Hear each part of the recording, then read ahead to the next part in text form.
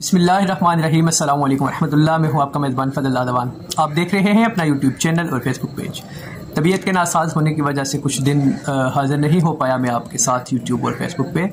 तो बात करते हैं जी, इमरान खान के ख़िलाफ़ एक नया मजहबी महाज़ खोल दिया गया है। क्या मकासद हासिल करना चाह रहे हैं इसकी आड़ में ये, और उसके बाद बात करेंगे कि जेफरी रॉबर्टसन एक बरतानिया के वकील हैं, तो उनका इमरान खान साहब के साथ क्या कोई ताल्लुक़ है, क्या है या नहीं है, और ये कौन है, यहूदी तो हैं लेकिन क्या इनके मामलात हैं, इस पर बात करेंगे।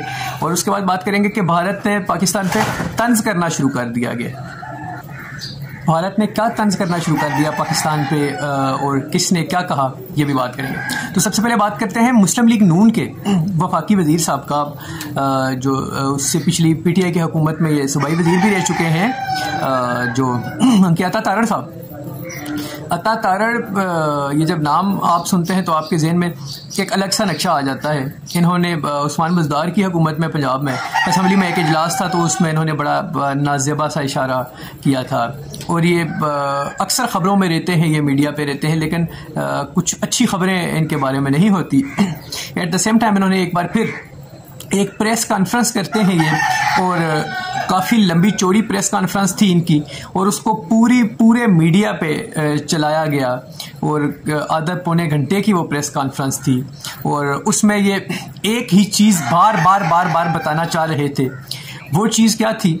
वो ये थी कि जेफरी रॉबर्टसन, जो ये बरतानिया के वकील हैं, तो इनका बताया जा रहा था कि इन्हें इमरान खान ने हायर कर लिया है, और इमरान खान ने इन्हें आलमी अदालत में जो इमरान खान अपना केस लेके गए उसमें इमरान खान ने इन्हें अपना वकील बनाया है। तो वो जो ये कहना चाह रहे हैं कि ये जो जेफरी रॉबर्टसन है, इन्हें इमरान खान ने अपना वकील हायर किया है। तो ये मैं आपको बताऊं, जेफरी रॉबर्टसन ये जो हैं, ये इससे पहले वकील रह चुके हैं मलहून सलमान रुश्दी के। सलमान रुश्दी जो था, आपको पता है उसके बारे में, सलमान रुश्दी के बारे में उसने जो मतलब उसने बकवासात जो किए हमारे प्यारे नबी सल्लल्लाहु अलैहि वसल्लम के बारे में, जो भी उसने वो लिखी, और फिर उसका जो हशर हुआ वो दुनिया ने देखा, और जो एक तो ये दुनिया में जो उसका हशर हुआ वो भी देखा, और आखिरत में उसका क्या हशर होगा वो भी अल्लाह के हबीब सल्लल्लाहु अलैहि वसल्लम के बारे में, जो गुस्ताखे रसूल है उसको तो दुनिया में भी इस तरह की ही उसकी इबरतनाक उसका अंजाम होता है, और आखिरत में भी उसके लिए एक ज़बरदस्त और अजीम किस्म की सज़ा जहन्नम की सूरत में तैयार है।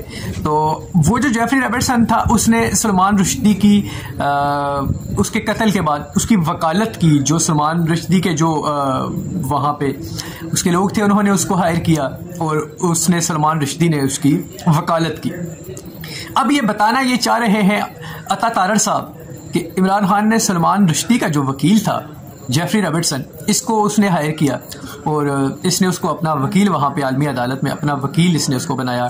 तो क्योंकि इसने इससे पहले वकालत ये कर चुका है उसकी भी, तो वो कहते हैं कि ये सलमान रुश्दी की भी इससे पहले कर चुका है वकालत, तो इसको इमरान खान ने क्यों हायर किया। अब हम सबसे पहले तो ये देखते हैं कि अता तारड़ की इस जो उन्होंने प्रेस कॉन्फ्रेंस की, या जो उन्होंने इल्ज़ाम लगाया, इसमें सदाकत कितनी है। आज कुछ वकला इमरान खान साहब से जेल में जब जाके मिलते हैं तो कहते हैं कि इस तरह से ये माहौल है, तो इस तरह की आपके ख़िलाफ़ एक प्रोपेगेंडा किया जा रहा है, मजहबी माज खोला जा रहा है आपके ख़िलाफ़, जिसकी आड़ में आके एक बार पहले भी आप सबको पता है कि वो जो एक मजहबी जनूनी वो जिसको इन्होंने करार दिया था, वो जिससे फायर करवा के गोलियां लगी थी खान साहब को, वो भी इसी तरह का इन्होंने एक गेम किया था। लेकिन जिसे अल्लाह रखे उसे कौन चखे। जब तक अल्लाह की तरफ से वक्त बराबर नहीं हो जाता तो आप कुछ भी नहीं कर सकते, नहीं मार सकते आप किसी को भी, ना आप किसी को ज़िंदगी दे सकते हैं, ना आप किसी की ज़िंदगी ले सकते हैं, जब तक अल्लाह को मंजूर नहीं होता। तो ये एक बार फिर इस तरह की गेम करना चाह रहे हैं। मैं रिक्वेस्ट ही कर सकता हूं इनसे, मैं ये कहूँगा कि इस तरह की ये आग से खेलने के मुतरादिफ है। सिर्फ इमरान खान की बात नहीं कर रहा मैं, इमरान खान, मियाँ मोहम्मद नवाज शरीफ, मरियम नवाज, बिलावल भुट्टो, आसिफ अली जरदारी, इवन मौलाना फजल रहमान, ये और सराजुल हक साहब, ये जितने भी कायदीन हैं, खुदा न खास्ता अगर अगर इन्हें कुछ हो जाता है तो आप सोच भी नहीं सकते कि इस मुल्क में क्या सूरत हाल बन जानी है, खुदा ना खास्ता। वो बेनज़ीर भुट्टो का एक टाइम था, उस टाइम भी मेरे ख्याल से आसिफ अली जरदारी साहब ने बड़ेपन का मुजाहरा किया था।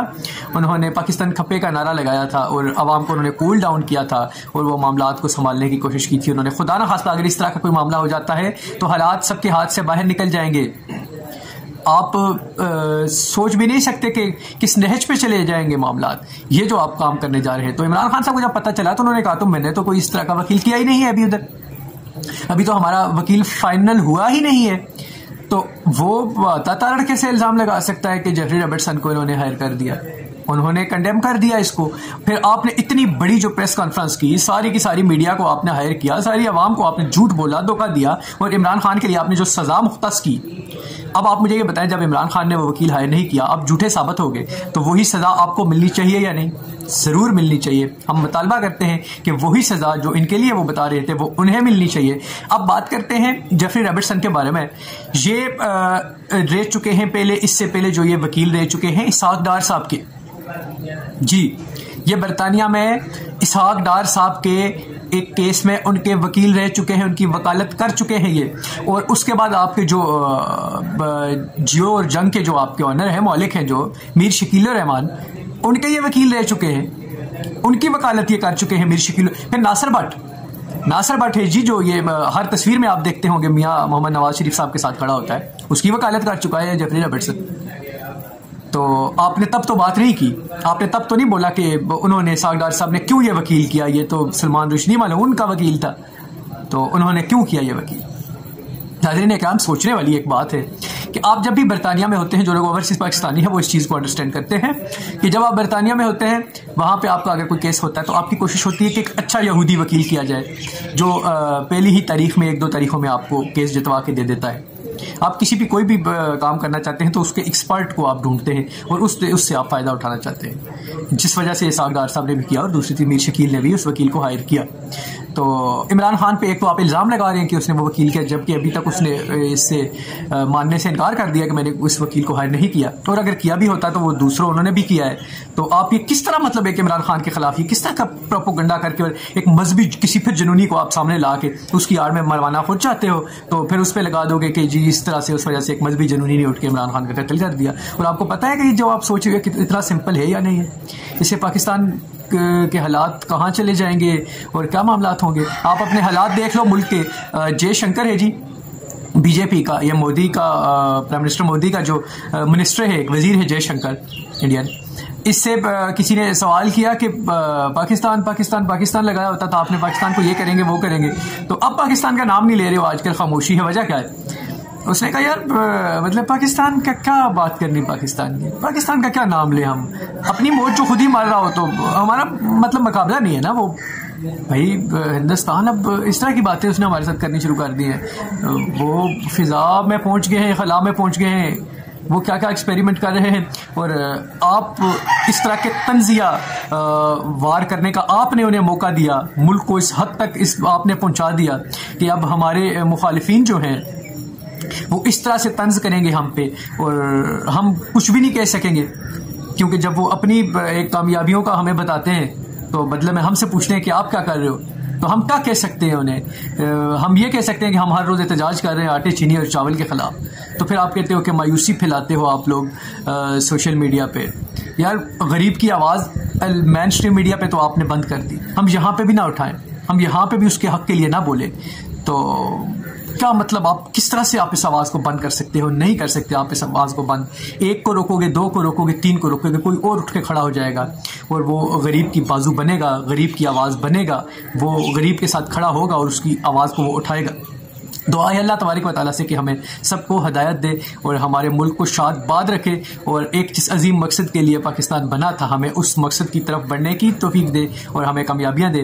तो अब तक के लिए इतना ही, इजाज़त दीजिए अपने मेज़बान को। अल्लाह निगहबान। अस्सलामु अलैकुम व रहमतुल्लाह।